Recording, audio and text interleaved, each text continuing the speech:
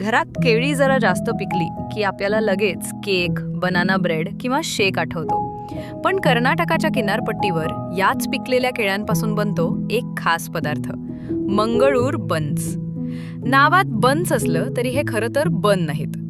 पुरीसारखे तळलेले पण आतून मऊ, हलके स्पॉन्जी आणि किंचित गोडसर. उडुपी मंगळूर भागात नाश्त्याला किंवा चहाच्या वेळेला खाल्ले जाणारे हे बन्स पिकलेलं केळं, मैदा आणि दही घालून पीठ आंबवून केले जातात. पीठ छान मुरलं की छोट्या पुऱ्यांसारखं लाटून गरम तेलात फुगून येईपर्यंत तळायचं.